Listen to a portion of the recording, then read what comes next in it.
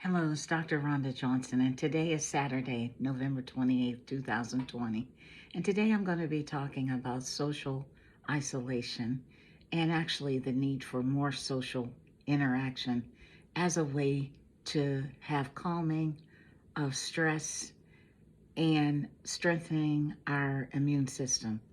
Well, it turns out that 48 million Americans travel by car and another 6 million Americans travel by air for the Thanksgiving holiday. Now, folks, this was in spite of all those recommendations to stay home this holiday in the midst of this raging pandemic. So it's clear that Thanksgiving 2020 will go down in the history of this pandemic as a huge super spreader of COVID-19. Now, I don't have an answer for what made so many people feel that they needed to travel in the midst of this pandemic, but I suspect that it had something to do with the need for emotional contact with our loved ones.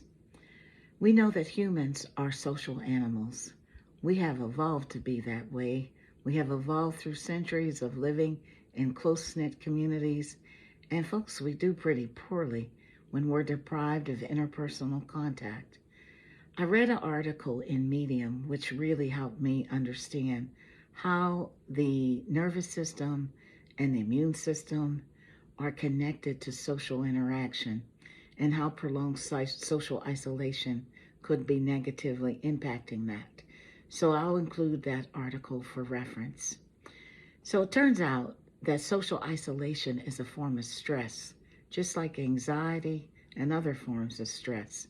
And when people experience prolonged social isolation, it causes sympathetic nervous system activity. And what is that sympathetic nervous system? You've heard of it. That involuntary part of the autonomic nervous system that causes that flight or fight response. So what's been happening in the last 8 months? Well, we know that with this pandemic, people have experienced extreme stress, loss of loved ones, loss of jobs, loss of schooling, loss of routine. Folks, you fill in your own blank.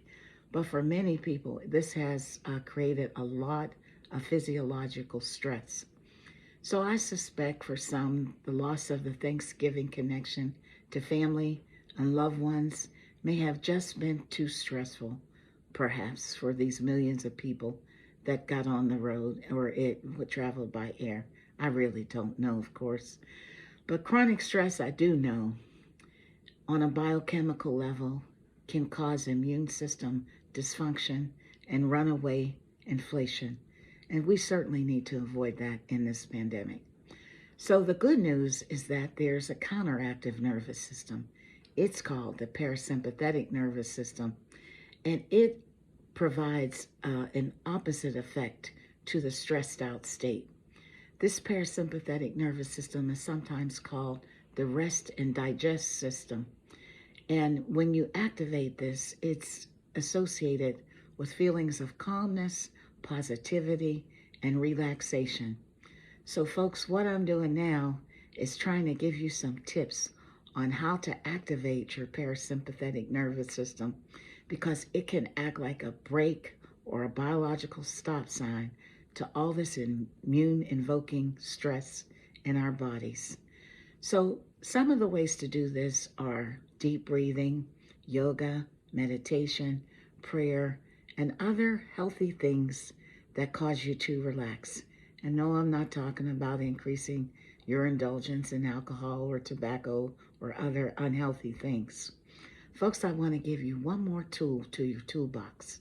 And it turns out that increasing social interaction of a certain type may help exert a more robust calming effect on your parasympathetic nervous system. Now, it turns out that the actual nerves that are connected to this calming part of the nervous system are connected to the muscles of the face, our head, and our throat. And this may help explain why social interactions such as smiling and laughing and listening and just overall having good vibes with people all seem to have a calming influence. So the bottom line, folks, is while we're dealing with this pandemic, which is going to go on for some time. It's more important than ever to stay connected to other people, and especially to stay connected to the human face, even while physically distancing ourselves. So, no, I'm not promoting that you go around and start visiting people and that you take off your mask because, we're in the grips of this deadly pandemic. But what I am promoting is safe social interactions. So, folks, if it's cold, put your warm weather gear on, go outside, appropriately distance yourself, keep your mask on. But if you have neighbors, talk to your neighbors outside so you're having some human interactions. And I'm encouraging everyone to increase the frequency of video-based calls. Those Zoom and FaceTime or Skype or WhatsApp, whatever you can download on your phone or your mobile tablet or your computer, but increase the amount of time that you spend looking at people, conversing with people, laughing with people, and whenever possible, try to see people's faces, their whole entire face. Because according to these scientists that know about the parasympathetic nervous system, seeing the whole face seems to be most calming. Now, if you aren't able to do a video call, a phone call is a good stand-in, and have as many conversations that you can possibly have. And don't forget to laugh, or if you have to cry. Humans crave emotion. Our nervous system craves emotion. We were designed to be emotional. So this holiday season that's ahead of us, go ahead. Binge on your favorite holiday movies, those childhood favorites, those tear-generating movies, and relate to the people that you're watching. We're at an invisible war with this virus, and sadly, we're losing the war. And many times it's because of the need for social interactions. So use your own body to try to calm yourself and try to lower your inflammation through social interactions. Find those healthy ways to relax, lower your stress, keep your immune system healthy, and connect as much as possible in safe ways, not unsafe ways. And I'll be sure to include the reference to this article. Lastly, for the millions of folks that traveled this holiday for Thanksgiving, please, if you feel any symptoms that are related to COVID-19, please get a COVID test, please contact your doctor, and please self-isolate. And if you are in isolation, please stay connected to your family and friends as much as possible.